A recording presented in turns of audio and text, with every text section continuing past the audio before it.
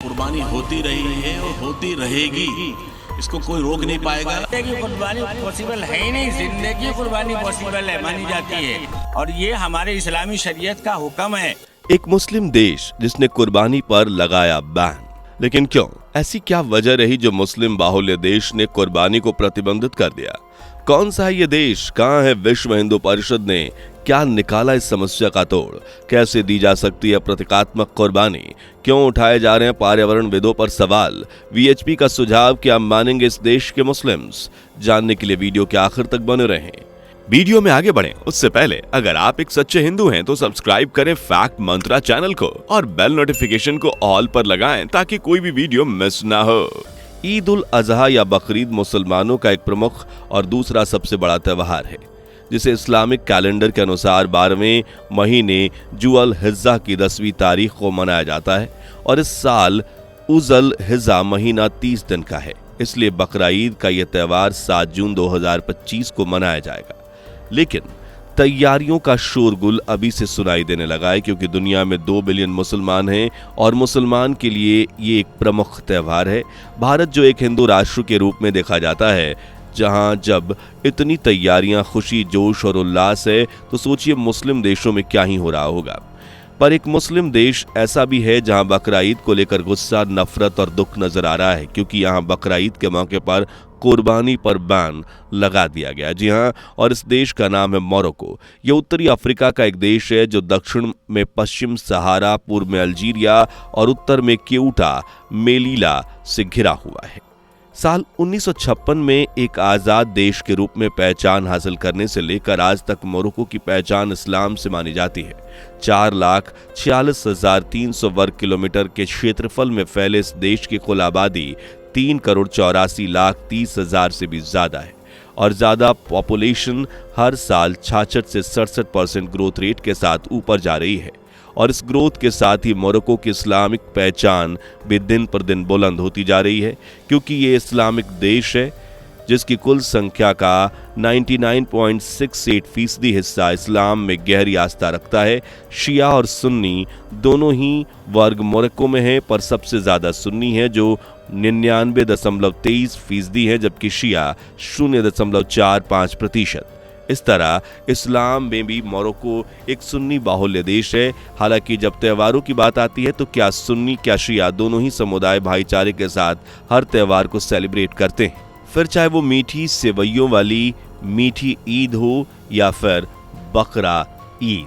हर त्योहार को यहाँ मनाया जाता है। हर साल की तरह इस साल भी मोरक्को के लोग बकरा ईद को लेकर तैयारियां कर रहे थे। घर घर में जोश था, अल्लाह को खुश करने का मौका आ रहा था, लेकिन कुर्बानी करने का दिन आ रहा है। लेकिन लोगों की इन खुशियों को नजर लग गई और मोरक्को के किंग मोहम्मद 6 ने इस बकरा ईद पर कुर्बानी को लेकर बड़ा फरमान जारी कर दिया। उन्होंने बकरा और दूसरे पशुओं की कुर्बानी पर पूरी तरह से बैन लगा दिया है।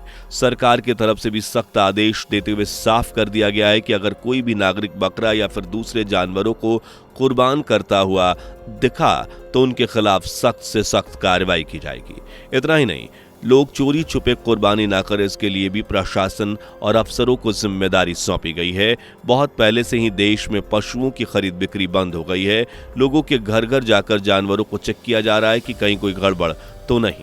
जिन लोगों के घर में पशु हैं उन्हें ईद के बाद ही देखा जाएगा, ताकि ये पक्का किया जा सके कि लोगों ने कुर्बानी नहीं की है। अब सरकार के इस फैसले से मोरक्को के लोग खास नाराज हैं। महिला पुरुष सड़कों पर उतरकर प्रदर्शन भी कर रहे हैं। कई जगहों पर सरकार के खिलाफ हंगामा काटा जा रहा है, लेकिन किंग अपने फैसले पर अटल हैं। ऐसे में यह धार्मिक बहस का मुद्दा बन गया है कि क्या सरकार को या किंग को नागरिकों के धार्मिक आर्थिक अधिकार छीनने का हक है। इस सवाल पर अपनी राय देने से पहले किंग ने यह फैसला क्यों लिया, चलिए समझते हैं। इससे पहले अगर आपने अभी तक चैनल को सब्सक्राइब नहीं किया तो प्लीज सब्सक्राइब फौरन कर लीजिए। दोस्तों, बकरा ईद को हजरत इब्राहिम के बलिदान की याद में मनाया जाता है।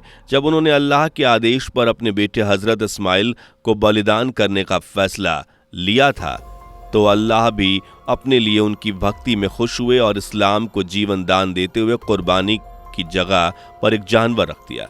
इस तरह इस्माइल की जगह पर एक जानवर की कुर्बानी हुई और यहीं से कुर्बानी को हर मुसलमान पर फर्ज माना जाता है। हालांकि कुर्बानी के लिए जरूरी नहीं कि बकरे को ही चुना जाए, बल्कि ऊंट, भेड़, भैंस, मुर्गे को भी कुर्बान किया जा सकता है। और ये सभी जानते हैं कि जानवर, पशु, पक्षी ये सभी हमारे इकोसिस्टम के लिए कितने जरूरी हैं। अगर जानवर ना हो तो इंसान का लंबे समय तक जिंदा रहना भी नामुमकिन है, क्योंकि इन जानवरों से हम दूध, दही के रूप में पौष्टिक आहार, गोबर के रूप में ईंधन, आयुर्वेदिक इलाज के लिए दवाइयां, ना जाने कितनी ही जरूरी चीजें हासिल करते हैं। अगर जानवर ही नहीं होंगे तो प्रकृति पूरी तरह से बदल जाएगी, जिसका सीधा सा असर इंसानी सभ्यता पर पड़ेगा। हो सकता है कि इंसानी सभ्यता का अंत हो जाए, और मोरक्को को यही डर सता रहा है कि अगर इस बार कुर्बानी करने की इजाजत दे दी तो मोरक्को में इंसानी जीवन बद से बदतर हो जाएगा। और ऐसा इसलिए क्योंकि मोरक्को पिछले 7 सालों से लगातार गंभीर सूखे का सामना कर रहा है। फसलों की पैदावार चौपट हो गई है। खेत खलियान जो कभी हरे भरे हुआ करते थे, आज वहां दरारें पड़ती नजर आ रही हैं। दूर दूर तक हरियाली का नामो निशान नहीं है। कुछ इक्का दुक्का खेत बचे हैं, वो भी अब सूखने की कगार पर है, जिस वजह से पशुओं के लिए चारे का इंतजाम भी नहीं हो पा रहा है। पानी की किल्लत की वजह से ना तो पशुओं की प्यास बुझ रही है, ना ही आम लोगों को साफ पानी मिल रहा है, और ना ही सिंचाई हो पा रही है, ताकि बंजर जमीन को हरी भरी बनाने की कोशिश किया जा सके। और इस सूखे का सबसे ज्यादा असर अगर किसी पर पड़ रहा है तो वो मवेशी ही हैं।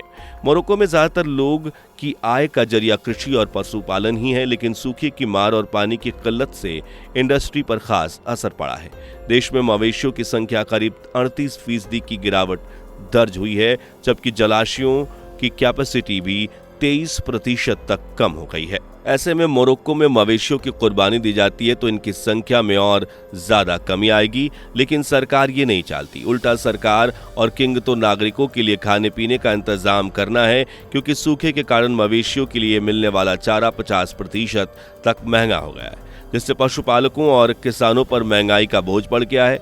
यही नहीं, मांस की कीमतों में भी तेजी से उछाल आ रहा है। गरीब और मिडिल क्लास फैमिलीज तो बलि देने के बारे में सोच भी नहीं सकती, क्योंकि उनके लिए तो पेट भरना ही मुश्किल हो रहा है। हालांकि जो सक्षम है वो जरूर कुर्बानी देना चाहते हैं, लेकिन किंग मोहम्मद 6 ने ये साफ कर दिया है कि इस बार कोई भी मवेशियों की कुर्बानी नहीं देगा।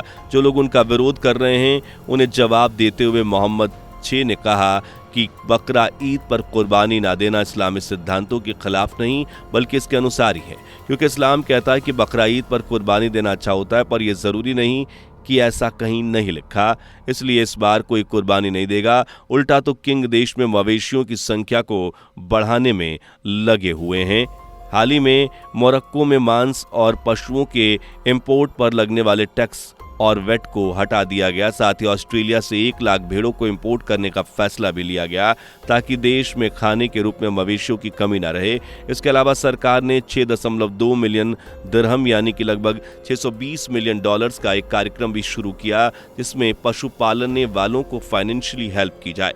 उनके पशुओं के स्वास्थ्य का ध्यान रखने से लेकर फर्टिलिटी रेट को सुधारने में की कोशिश भी की जाएगी, ताकि जानवरों की संख्या को और बढ़ाया जा सके। और जब तक देश में सूखा, अनाज की कमी है, सब्जियां नहीं है, लोगों को पेट भरने के लिए मवेशियों के रूप में भोजन मिल सके।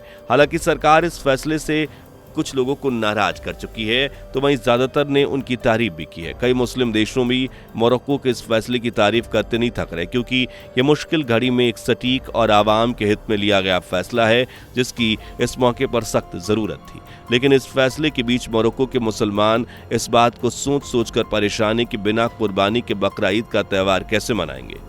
और उनकी इसी चिंता को दूर करने के लिए विश्व हिंदू परिषद ने ही, जहां विश्व हिंदू परिषद यानी VHP, जो कि हिंदू संगठन है और हिंदू राष्ट्रवाद को बढ़ावा देने की बात करता है, 1964 में MS गोवलकर और SS आप्टे द्वारा स्थापित इस संगठन ने मोरक्को वासियों को इस समस्या का हल बताते हुए प्रतीकात्मक कुर्बानी करने का सुझाव दिया। पर कैसे, तो इसका जवाब VHP के एक हिंदू नेता ने दिया। उन्होंने प्रतीकात्मक कुर्बानी का तरीका बताते हुए कहा कि बकरे के कान में छेद कर दो या फिर हल्का सा काट दो, इससे खून बह जाएगा और रस्म पूरी हो जाएगी। हाँ, बकरे को थोड़ा दर्द होगा, लेकिन उसकी जान बच जाएगी और कुर्बानी भी हो जाएगी। वहीं उत्तर प्रदेश के मुरादाबाद में VHP नेता राजकमल गुप्ता ने कहा कि कुर्बानी के नाम पर बेजुबान पशुओं को मारना वैसे भी गलत है। कुरान में कहा बकरे की कुर्बानी का हवाला दिया जाता है। आखिर हर साल कुर्बानी के नाम पर लाखों पशुओं की जान क्यों ली जाती है? कम से कम अपने देश में तो ऐसा नहीं होना चाहिए। यहाँ पशु क्रूरता अधिनियम पर भी ये बराबर लागू होता है।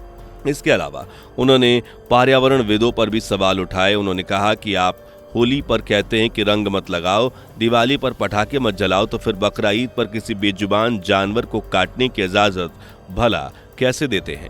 इस मौके पर क्यों खामोश रहते हैं, जबकि ये तो पर्यावरण के साथ खिलवाड़ ही है। इस तरह मोरक्को के एक फैसले ने धार्मिक बहस को जन्म दे दिया है। लेकिन दोस्तों, क्या आपको लगता है कि क्या ये सही है? अपनी राय कमेंट में जरूर बताएं। वीडियो पसंद आई हो तो लाइक शेयर कर चैनल को सब्सक्राइब करना ना भूलें। दोस्तों, आपके स्क्रीन पर 2 और वीडियो दिख रही हैं, जिसे देखने के लिए आप स्क्रीन पर क्लिक करें। दोनों देखिएगा, बहुत अच्छी वीडियो बनी है।